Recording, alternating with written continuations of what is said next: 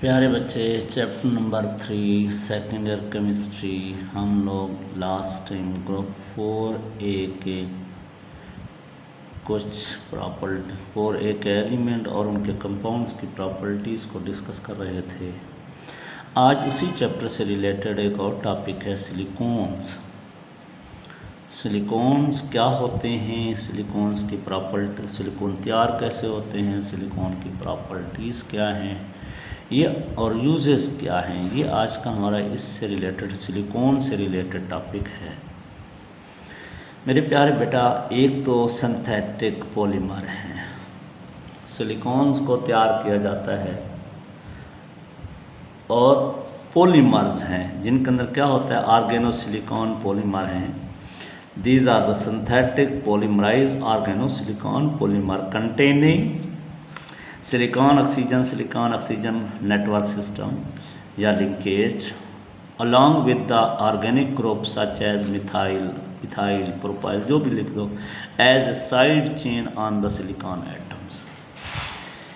मेरे बच्चों, क्या कह दिया मैंने, क्या कहने की कोशिश की? These are the synthetic polymerized organosilicon polymer. Synthetic polymer हैं जिनके अंदर सिलिकॉन ऑक्सीजन लिंकेज मौजूद होगी। ना सिर्फ ये होगी बल्कि इस सिलिकॉन के ऊपर ऑर्गेनिक ग्रुप भी एज ए साइड चेन मौजूद होगा। यूँ समझो, ये मैंने कहा ऑक्सीजन सिलिकॉन मौजूद हैं, तो सिलिकॉन के ऊपर अल्काइल ग्रुप एज ए क्या है बेटा, साइड चेन मौजूद है। ये आर जो है alkyl, it may be methyl, ethyl, propyl, it depends upon us कि हम कौन सा अल्काइल सिलिकॉन तैयार करना चाह रहे हैं। ये अल्काइल सिलिकॉन का जनरल फार्मूला हो गया। मेरे प्यारे बच्चे, हम आर के लिए मैं मिथाइल पुट करके मिथाइल सिलिकॉन्स की बात कर रहा हूँ। मिथाइल सिलिकॉन्स को कैसे तैयार करेंगे? हमारे पास है di methyl silicones, di methyl, उसकी हाइड्रोलिसिस करते हैं। तो हाइड्रोलिसिस के दौरान बेटा इधर से वाटर से H और इधर से Cl, इधर से H, इधर से Cl, ये HCl बना के रिमूव हो जाएगा। हमारे पास हासिल हो जाएगा di methyl silicones. Di hydroxy यानी HCl जब रिमूव हो जाएगा OH सिलिकॉन के साथ अटैच हो जाएगा, HCl रिमूव हो जाएगा OH सिलिकॉन के साथ अटैच हो जाएगा, तो डाई हाइड्रोक्सी डाई मिथाइल सिली। अब इस di hydroxy di methyl silicones के बहुत सारे मॉलिक्यूल्स की हम कंडेंसेशन करते हैं। When condensation take place, they condense with each other with the removal of water molecules. यहाँ से वाटर रिमूव होता जाएगा। तो सुनो, जब अब देखो गौर से सुनना, अगर सिलिकॉन के इस OH की बात करें, इधर से H रिमूव हो रहा है तो साथ वाले से OH, इधर से H तो नेक्स्ट OH, इस तरह वाटर रिमूव होता जाएगा, कंडेंसेशन होती जाएगी, n number of water molecule remove हो जाएंगे, तो हमारे क्या बच जाएगा, OSI, आगे SI के बाद कौन आ जाएगा, O, फिर SI, OSI and so on. Methyl group as a side chain मौजूद होंगे। तो these are the methyl silicon with the removal of water molecule. When the condensation of dihydroxy dimethyl silicon take place, we can get methyl silicones. अब इनकी length कितनी बढ़ानी है, इनका molecular mass ज़्यादा करना है या कम करना है, it depends upon the number of unit which has been condense in this process. तो कितने मॉलिक्यूल कंडेंस किए गए हैं ये उस पर डिपेंड करता है चेन लेंथ कितनी होगी। अब मेरे प्यारे बच्चे, properties and uses of silicones. Lower silicon जो होते हैं ऑयली लिक्विड होते हैं, एंड हायर सिलिकॉन्स या जो लॉन्ग चेन वाले होते हैं वो वैक्सी और रबरी सॉलिड होते हैं। लोअर सिलिकॉन्स क्या होते हैं, ऑयली लिक्विड, और हायर सिलिकॉन जो होते हैं वैक्सी या रबरी सॉलिड होते हैं।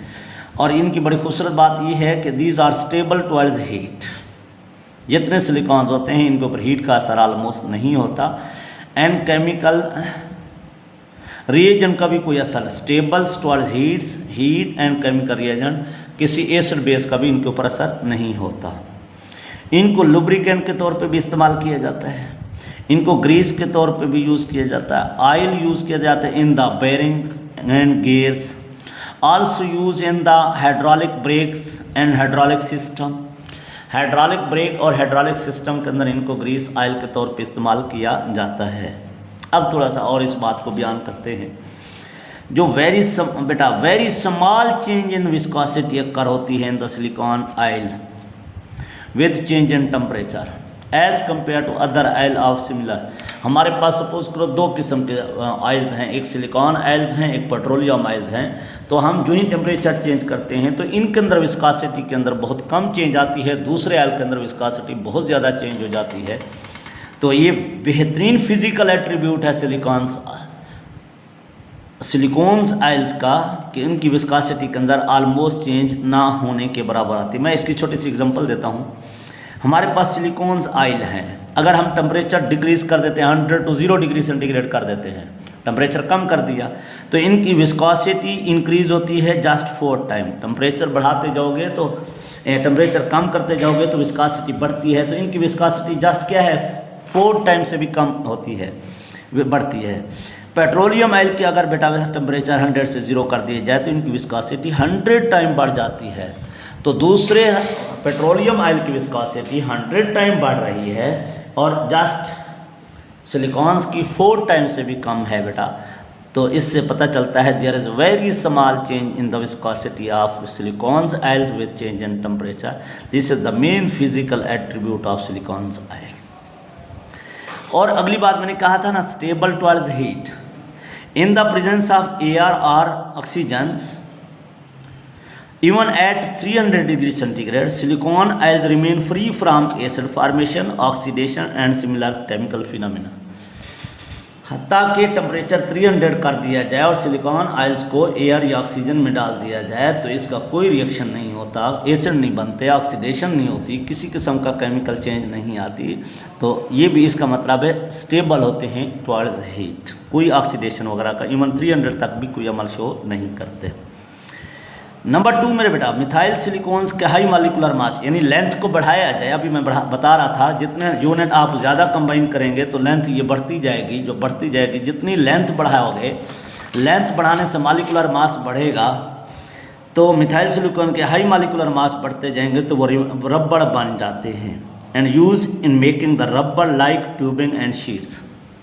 ट्यूब वगैरह तैयार करने के लिए और शीट्स तैयार करने के लिए सिलिकॉन्स को इस्तेमाल किया जाता है ड्यू टू रबड़ी नेचर। अब मेरे प्यारे बच्चे अगली बात और गौर से सुने। Silicones molecules can be made in such a way that bridges and cross linkage bind long molecule to another at several point along the chains. अब क्या कह रहा है बेटा, मॉलिक्यूल्स को आपस में कंबाइन करते जाओ सिलिकॉन्स के ज़रिए तो लॉन्ग चेन बन जाएगा, जो कि क्या है रेजनेंस प्रॉपर्टीज़ रखता है। और रेजनेंस प्रॉपर्टी होने की वजह से that is use in the electrical insulations, तारों के अंदर एज ए इलेक्ट्रिकल इंसुलेशंस के तौर पे इस्तेमाल किया जाता है जब इन लॉन्ग चेन मॉलिक्यूल्स कंबाइन करते हैं with the help of silicon. बड़ी खूबसूरत बात यह है, these are use as a water repellent. यानी क्या मतलब, silicon films cover the surface and repel the water like grease film. कि जैसे ग्रीस फिल्म वाटर को रिपेल करती है तो सिलिकॉन फिल्म भी एज सच वाटर को रिपेल करती है। बहुत अच्छा वाटर रिपेलेंट है। अब इसका फ़ायदा क्या होगा, गौर से सुनिएगा। Silicon film prevent electricity leakage, electricity की लीकेज को रोक देती है थ्रू द सिरेमिक मटेरियल। अगर सिरेमिक मटेरियल में से इलेक्ट्रिसिटी लीकेज हो रही है तो उसके ऊपर सिलिकॉन फिल्म डिपॉजिट कर दें तो वहाँ से इलेक्ट्रिसिटी लीकेज भी रोक लेगी। तो क्लॉथ हो, प्लास्टिक हो, एस्बेस्टॉस हो, ग्लास हो, लेदर हो, पेपर हो, even filter paper, blotting paper हो, इन तमाम को वाटर रिपेलेंट बनाया जा सकता है when they are cover with the silicon. यानी क्लॉथ के ऊपर क्या बना, सिलिकॉन फिल्म डिपॉजिट कर दो तो ये भी वाटर रिपेलेंट बन जाएगी, वाटर लीकेज रोकेगी।